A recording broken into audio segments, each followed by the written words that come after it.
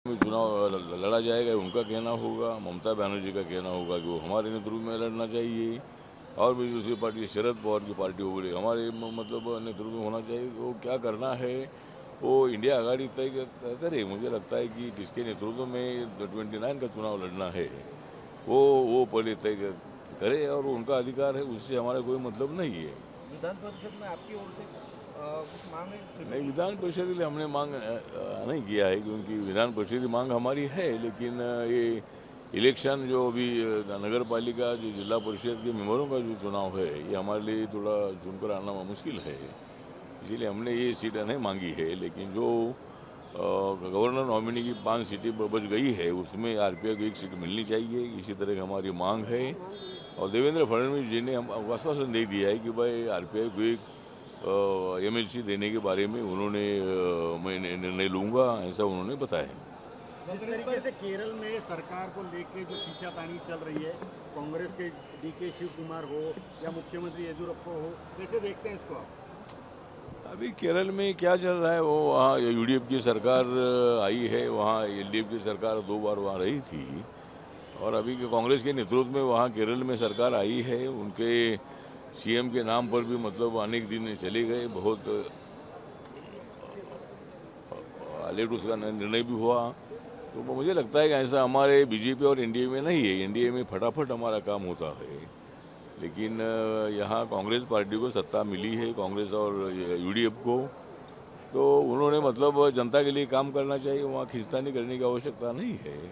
आपने देखा होगा कि यहाँ भी हमारी सरकारें हैं, तो एनडीए की सरकारें, बीजेपी की सरकारें हैं, वहाँ एक जगह पर भी ऐसी खींचतानी आपको नजर नहीं आएगी। हम जनता ने हमको सत्ता दी है, तो जनता के लिए उसका उपयोग होना चाहिए।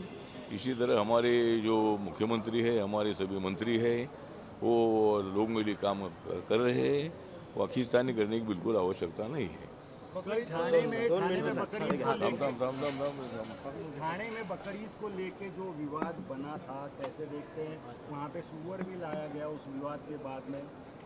मुझे लगता है कि जो अभी बकरीद आ रही है, तो बकरीद के अवसर पर मुझे लगता है कि ऐसी कोई विवाद पैदा नहीं होना चाहिए। हर साल बकरीद होती है, हमारी दिवाली होती है, नवरात्र उत्सव होता है, गणेश उत्सव होता है, हमारी बुद्ध जयंती होती है, अम्बेडकर जयंती होती है, शिव जयंती होती है। तो मुझे लगता है कि हर गांव-गांव में हिंदू मुस्लिम रहते हैं, वहाँ कोई विवाद का पैदा विषय नहीं होता है। कुछ जगह पर थोड़ी सा ऐसा विवाद होता है, लेकिन ऐसा विवाद नहीं होना चाहिए। और बकरी ईद के अवसर पर मैं तमाम जो मुसलमान लोग हैं पूरे देश भर के, उनको बधाई देता हूँ। लेकिन विवादित मुद्दों को टालकर मतलब अपना त्यौहार मनाना चाहिए। वहाँ वो कोई रास्ते पर नमाज के बारे में कोई विवाद होते रहता है। नमाज पढ़ने का उनको अधिकार है, और सरकार, पुलिस, प्रशासन उनको जगह देकर वहाँ नमाज पढ़ा जा सकता है। लेकिन जहाँ विवादित जो बातें होती है, वहाँ नमाज पढ़ने की आवश्यकता बिल्कुल नहीं है। हमको त्यौहार आनंद से मनाना है, और मुझे लगता है कि इसी तरह कोई थाना में जो विवाद हुआ, ऐसा नहीं होना चाहिए। और सभी ने मतलब जिस तरह मुसलमान लोग अपने त्योहारों को पूरा सहयोग करते हैं, उसी तरह ईद के अवसर पर, बकरीद के अवसर पर हिंदू लोगों ने भी उनको सहयोग करने की आवश्यकता है।